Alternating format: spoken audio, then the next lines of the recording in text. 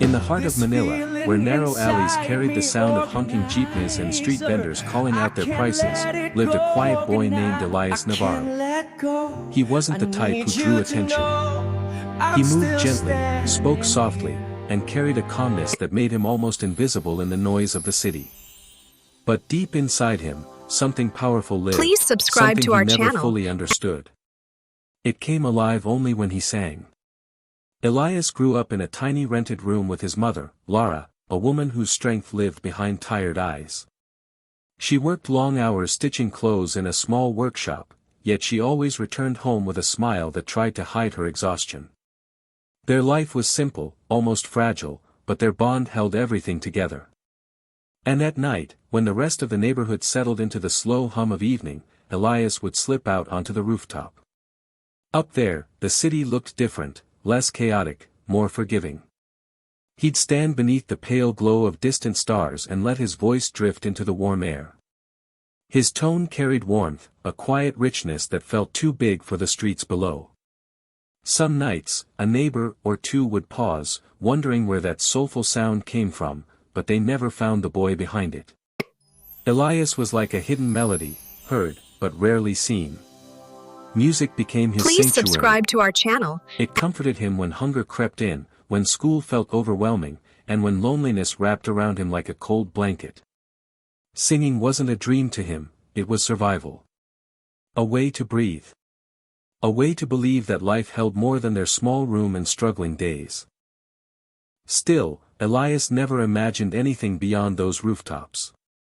Dreams like fame, stages, or recognition felt distant, like stars too far to touch. He believed those belonged to people with better lives, stronger chances, clearer paths. Not someone like him. But life has a quiet way of preparing hearts for journeys they never expect. And somewhere deep within Elias, behind all the doubts and all the quiet nights, a golden spark waited patiently, ready to rise when the world least expected it. Music became his sanctuary. It comforted him when hunger crept in, when school felt overwhelming, and when loneliness wrapped around him like a cold blanket. Singing wasn't a dream to him, it was survival. Please way to subscribe breathe. to our channel. A way to believe that life held more than their small room and struggling days. Morning arrived quietly, almost gently, as if the world knew Elian needed this day to begin softly. The sky was pale, washed with early light, and a thin breeze moved through the sleepy streets of his small town. Elian stepped outside with a borrowed jacket, the zipper slightly broken, the fabric worn from years of use, yet it felt like armor to him today. His heart was restless. Not loud, but steady, like a drum beating from deep inside his chest. He walked toward the main road where the first buses of the day were starting to appear. The air smelled of damp soil and faraway rain, and each step felt heavier than the last. He carried only a small backpack, but the weight on his shoulders was something bigger, something invisible. This journey wasn't just about reaching a stage. It was about reaching a part of himself he had always been afraid to meet. The bus ride was long and filled with moments of quiet reflection. Through the dusty window, Elian watched towns pass by, fields, small stores, distant mountains, each one a reminder of how far he was from home and how far he hoped to go. As the city skyline grew larger, so did the knot in his stomach. He reached the venue of the auditions, a building so massive it made him feel small instantly. Crowds moved like waves, excited, nervous, hopeful. Everywhere he looked, there were people who seemed more confident, more prepared, more deserving. For a moment, he wondered if he belonged here at all. The entrance was loud with footsteps, laughter, and distant echoes of singers warming up. But inside him, everything was quiet, so quiet that he could hear his own breathing, uneven and hesitant. He checked in at the registration desk, holding the slip of paper with trembling fingers. It didn't feel real. Nothing about this day felt real. Yet, beneath the fear, something steady remained. A small courage he didn't recognize. A quiet voice telling him to take one more step, then one more after that.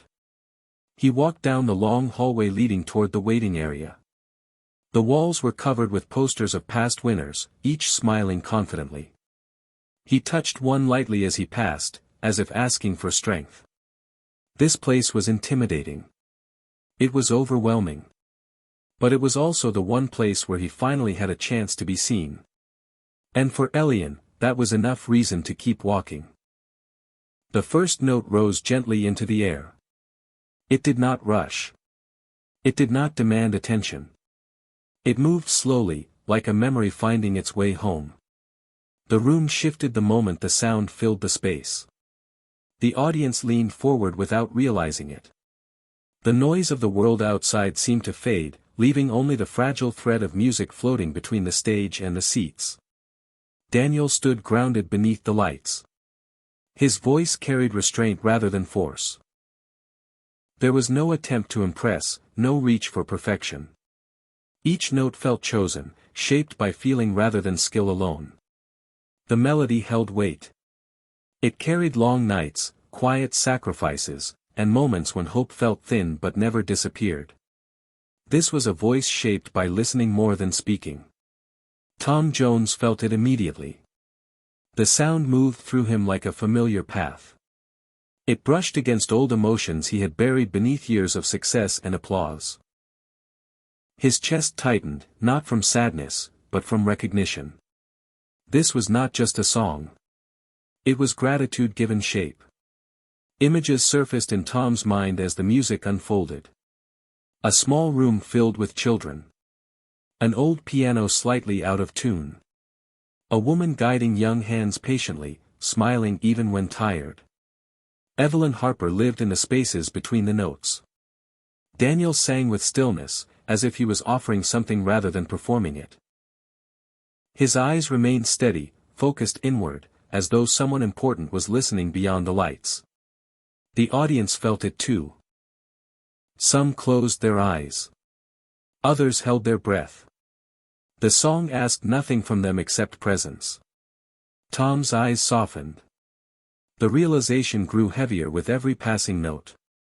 This voice did not belong to a stranger. It belonged to a continuation. A legacy shaped by kindness and quiet belief. The music reached its peak not with volume, but with truth. And when the final note faded, it left behind more than silence. It left behind understanding. When the final golden note faded into the air, the silence in the auditorium felt almost sacred. It was the kind of silence that didn't ask for applause, it demanded awe. For a few heartbeats, no one moved. Not the audience. Not the judges. Not even Elias, who stood trembling under the blinding lights, unsure if what had just happened was real. Then, as if the room suddenly remembered how to breathe, the entire crowd erupted. A wave of applause crashed over the stage, loud, thunderous, overflowing with emotion. People rose from their seats, cheering and clapping with the kind of energy reserved for moments that come once in a lifetime. Some shouted his name. Others simply cried, overwhelmed by what they had witnessed. Elias didn't celebrate. He didn't bow or raise his hands. Instead, he pressed his palms against his trembling chest, trying to steady the storm of emotions inside him. All he felt was disbelief. And gratitude. And the weight of every sacrifice that had led him there. Behind the stage, Lara watched through the narrow gap in the curtains. Tears streamed down her face as she saw her son standing in front of thousands, embraced by applause she never dreamed would reach him. Her heart felt both heavy and light, heavy with memories of the struggles, light with the realization that they had been worth everything. When the judges finally stood and offered their standing ovation, it became clear this moment wasn't just a performance. It was history. Cameras flashed rapidly, capturing a boy who had walked onto the AGT stage like a quiet shadow and transformed into something radiant, someone the world couldn't ignore. As Elias stepped back in disbelief, Lara rushed forward. Her arms wrapped around him, pulling him into the warmth that had carried him through every hardship. The audience watched the reunion, mother and son holding each other through tears, as if witnessing the heart of the performance itself. Within hours, clips of his audition spread across social media. People around the world replayed the moment where the judges froze, where a quiet boy from Manila unleashed a golden voice that felt untouched by time. Headlines began calling him the Filipino Elvis, celebrating a sound that felt both nostalgic and new. But Elias remained the same, humble, grounded, deeply aware that this wasn't just his victory. It was theirs. His mother's. His voices. His country's. The world had met Filipino Elvis. But Elias had met something even more powerful, belief.